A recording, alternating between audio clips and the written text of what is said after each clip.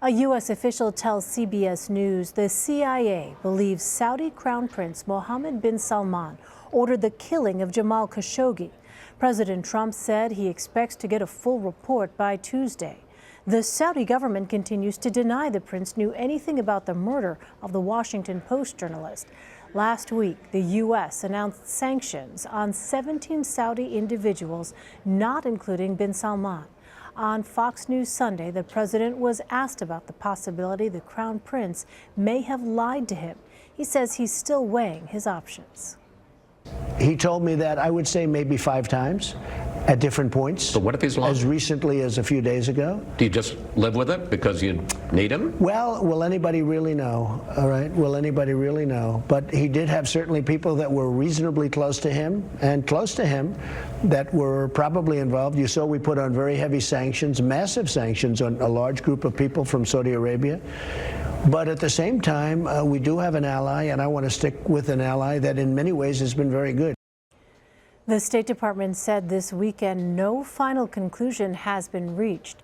In a statement, spokesperson Heather Nauert wrote in part, "There remain numerous unanswered questions with respect to the murder of Mr. Khashoggi." She added the U.S. will hold responsible those connected to the murder while maintaining a strategic relationship with the kingdom. William Inboden joins us now from Austin, Texas. He is the executive director at the Clements Center for National Security and former senior director for strategic planning on the National Security Council. William, thanks for joining us. What do we know about how the CIA reached its conclusion? Well, I haven't read this particular assessment, but from having read a number of other CIA assessments in the past, is probably a combination of human intelligence sources, electronic intercepts, and then intelligence shared by our liaison partners in the region, especially Turkey and Israel. Well, the president has demanded to know the whereabouts of Khashoggi's remains. There are conflicting reports about what could have happened to the body. Will we ever know, you think? We may well never know, but I think we do know enough information to be about as certain as we can be of anything here, which is that Mohammed bin Salman did order the assassination of Jamal Khashoggi. Well, the U.S. imposed sanctions on 17 Saudis believed to have had ties to Khashoggi's death. Do you foresee further repercussions from the White House? And if so, what are the options? I think we will, partly because the White House has lost the diplomatic initiative here. They should have taken much stronger action much sooner. Within a few days after the assassination, we all had a pretty good idea of what was going on here. But because of President Trump's desire to maintain cordial relations with Mohammed bin Salman and his own skepticism about the intelligence, he lost the initiative and has been way behind the curve. So these 17 Saudi mid-level officials who are sanctioned, that's really just kind of a slap on the wrist. And we're seeing Congress now showing more leadership on this. Future measures could include suspension or reduction in arms sales, perhaps reducing our diplomatic relations with Saudi Arabia, such as expelling the Saudi ambassador, or other efforts to isolate them in the region. And I think those are long overdue. Well, on the White House's relationship with Saudi Arabia, the Trump administration says it is committed to keeping strong ties with the Saudis. This weekend, Vice President Mike Pence said the White House is looking, quote, for a way to preserve the relationship with Saudi Arabia. Remind us what is at stake here. Well, it is a very important relationship. And even though I've called for stronger measures against the Saudis, I am also committed to the U.S.-Saudi relationship. I mean, equities we have in that relationship include energy supplies, which are so crucial to the global economy, counterterrorism. We get very important counterterrorism intelligence from the Saudis. Our efforts to contain and roll back Iran's regional mischief is another part of it.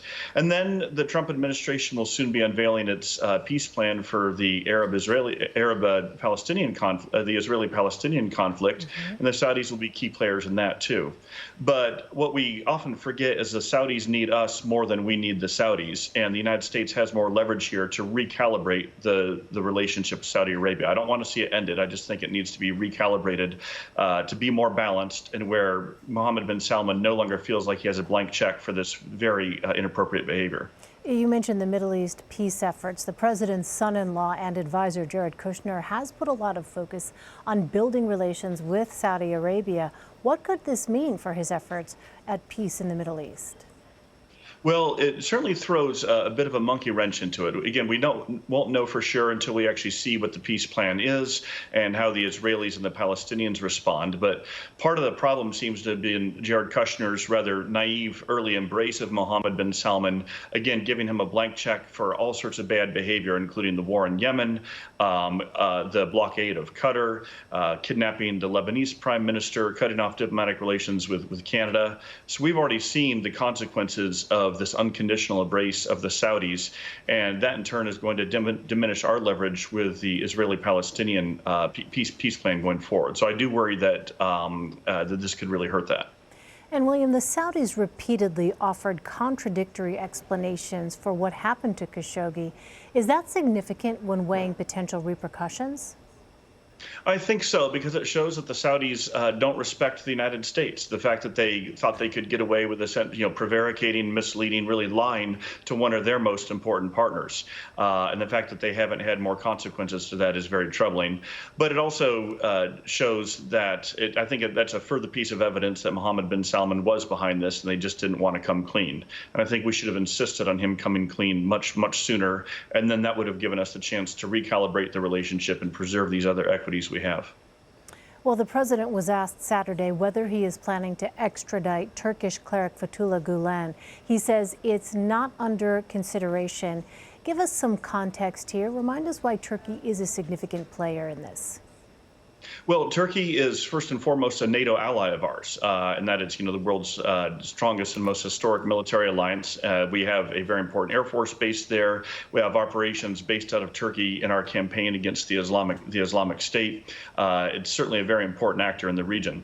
And I will say that, remember, until the Khashoggi killing, U.S.-Turkey relations were in a very bad way, partly because of Prime Minister Erdogan's Islamization and authoritarianism, his holding hostage the American pastor Andrew Brunson, and so forth. And so Fethullah Gulen is a dissident cleric who runs a substrain of Islam out of Pennsylvania, who's been a critic of the Erdogan regime.